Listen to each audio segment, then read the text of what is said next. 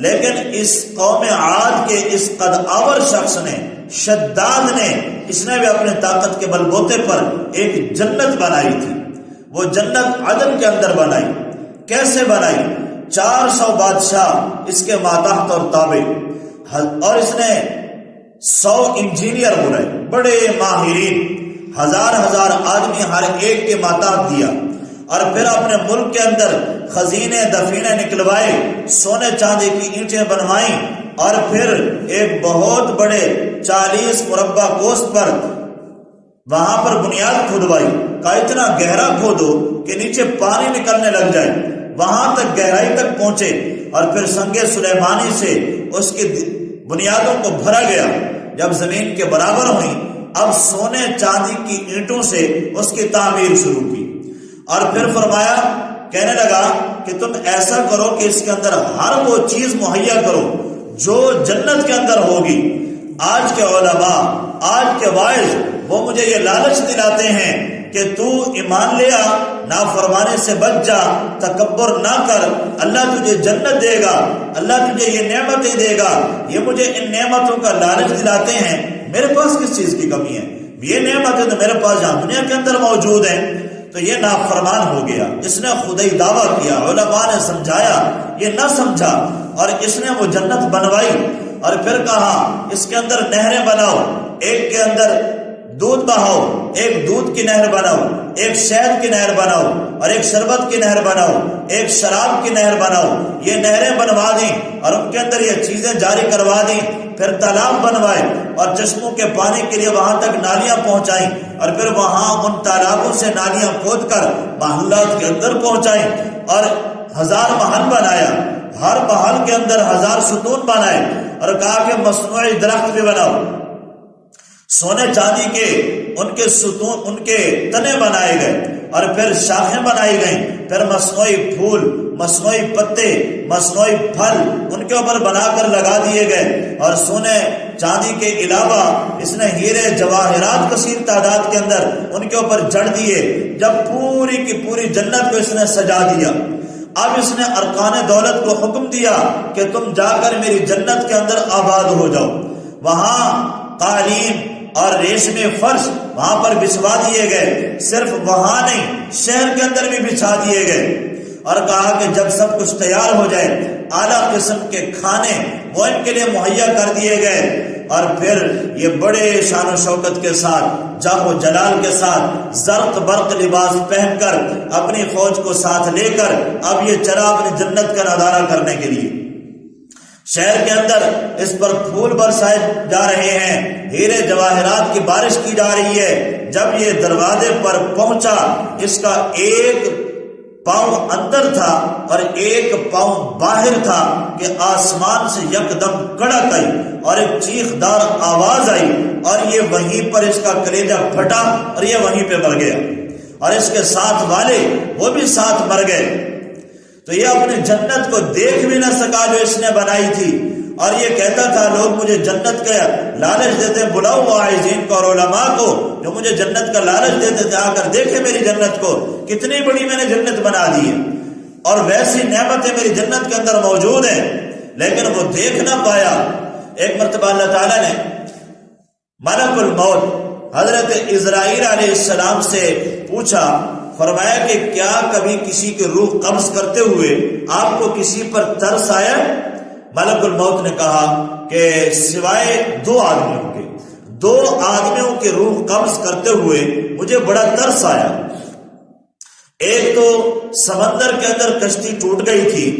اور لوگ ہلاک ہو گئے، صرف ایک ماں اور دودھ پیتا بچہ باقی رہ گئے تھے، وہ ایک تختے کے اوپر تھے اور وہ تختہ تیرتا جا رہا تھا، ان کا بھی کوئی نہیں پتا تھا سمندر کے موجوں میں کہ وہ بھی ڈوب جاتے۔ مجھے حکم ہوا کہ آپ جائیں اور اس بچے کی ماں کی روح قبض کر لیں۔ مجھے بڑا ترس آیا کہ یہ بے آسرا بچے کا کیا بنے گا، سمندر کی موجیں اور وہ ایک تختے کے اوپر ہیں، صرف ایک ماں کا ہی تو اس کو سہارا تھا، ماں کی بھی روح قبض کرنے کا حکم ہو گیا، میں نے اس کی روح قبض کی، مجھے بڑا ترس آیا۔ اور پھر ایک وہ بادشاہ جس نے جنت بنائی بڑے ارمانوں کے ساتھ، بڑی دولت خرچ کی، اور پھر جب وہ اس کو دیکھنے کے لیے گیا تو ایک پاؤں اس کا اندر تھا، ایک باہر تھا، مجھے حکم ہوا کہ اس کی روح قبض کر لیں، مجھے تب بھی اس کے اوپر ترس آیا کہ اس کو جنت دیکھنے تو دی جاتی، جو اس نے بڑی محنت سے بنوائی وہ اس کو دیکھ بھی نہ سکا۔ تو اللہ نے فرمایا یہ وہی بچہ تھا، یہ شداد جس نے جنت بنوائی ہے، دیکھ ہم نے کیسے اس کو وہاں سے بچایا کہ اس کی ماں کا انتقال ہوا اور یہ تخت تیرتے تیرتے یہ کنارے پر پہنچا تھا، وہاں کچھ دھوبی بیٹھے کپڑے دھو رہے تھے، انہوں نے دیکھا کہ ایک تخت کے اوپر عورت اور بچہ، انہوں نے پکڑا، عورت کی لاش کو دفنا دیا، بچے کو اٹھا لیا اور ایک ایسے شخص کے حوالے کیا جس بیچارے کی اولاد نہیں تھی، اس نے اس کو اپنا بیٹا بنا لیا، بڑے ناز کے ساتھ اس کو اس نے پالا پوسا۔ جب یہ 7 سال کا ہوا، بچوں کے ساتھ کھیل رہا تھا، وہاں سے ایک بادشاہ کی سواری گزری، اس کا لاؤ لشکر گزرا، باقی بچے تو بھاگ گئے، لیکن یہ بچہ ایک پہاڑی اور چٹان کے اوپر کھڑے ہو کر منظر دیکھتا رہا۔ جب یہ لشکر گزر گیا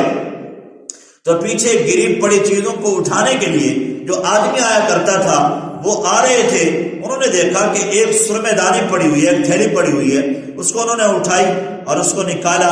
اور اس کے سلائی کو اس نے اٹھایا اور اپنی آنکھ میں ڈالنے لگا۔ تو لوگوں نے کہا کہ پتہ نہیں فائدہ مند ہو کہ نقصان دہ ہو، کہ ایسا نہ ہو کہ تیری بینائی نہ چلی جائے، تو اسے پہلے خود استعمال نہ کر، پہلے کسی دوسرے کے اوپر اس کو آزما۔ اس نے ادھر ادھر دیکھا تو وہ بچہ کھڑا نظر آیا، اس کو بلایا اور وہ سرمے دانی سے ایک سرمچو اس کی آنکھ میں ڈال دیا، تو اس کو زمین کے خزانے نظر آنے لگے۔ تو اب اس نے شور مچانا شروع کر دیا کہ یہ کیا کر دیا تم نے، میری آنکھیں خراب کر دی۔ وہ تو ڈر کے مارے بھاگ گئے گرتے پڑتے، یہ وہ لے کر گھر آ گیا، سمجھداری کی اس نے اور جان بوجھ کر ایسا کہا۔ پھر آ کر بتایا تو اس نے کہا کہ کوئی بات نہیں، ہمارے پاس خچر بھی ہیں، سب کچھ ہے، ہم جا کر آپ نشاندہی کرو، ہم خزانے نکال لیں گے۔ اس طرح خزانے نکالتا گیا اور اپنی طاقت بناتا گیا اور اس علاقے کا سردار مارا تو سرداری اس نے سنبھال لی، پھر کرتے کراتے اور مضبوط ہوتا گیا، حتیٰ کہ اتنا مضبوط ہوا کہ جب بادشاہ مارا تو سلطنت کو بھی سنبھال لیا۔ اور اس کا یہ شداد ہے، اور اس کا ایک بھائی شدید بھی تھا، وہ پہلے ہی مر گیا تھا۔ سلطنت جب اس نے سنبھال لی تب جا کر اس نے یہ جنت بنائی، اور آج یہ جنت کو دیکھ بھی نہیں پا رہا کہ اس کی روح قبض ہو گئی ہے۔ تو یہ ارم شہر اس نے آباد کیا اور اللہ نے نظروں سے چھپا دیا۔ ایک مرتبہ عبداللہ بن قلابہ فرماتے ہیں صحابہ کی جماعت جا رہی تھی تو وہاں سے گزر ہوا تو ایک شخص کا اونٹ گم ہو گیا، تلاش کرتے کرتے وہ عدن میں ایسی جگہ پہ پہنچ گیا، تو اس دیکھ کر حیران ہو گیا کہ اس میں محلات اور اس کے اندر وہ جیسے جنت کا نقشہ نظر آ رہا ہو جو جنت قرآن میں بیان کی گئی ہے۔ تو وہ سوچنے لگا کہ میں کہیں خواب تو نہیں دیکھ رہا،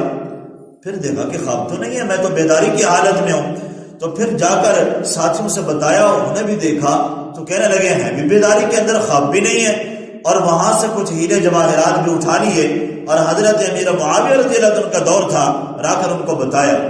تو حضرت معاویہ رضی اللہ تعالیٰ عنہ نے کعب احبار کو بلوایا، یہ یہودیوں کے تورات کے عالم تھے، مسلمان ہو گئے تھے، ان کو بلوایا اور کہا کہ کیا تمہاری کتابوں میں یا تمہارے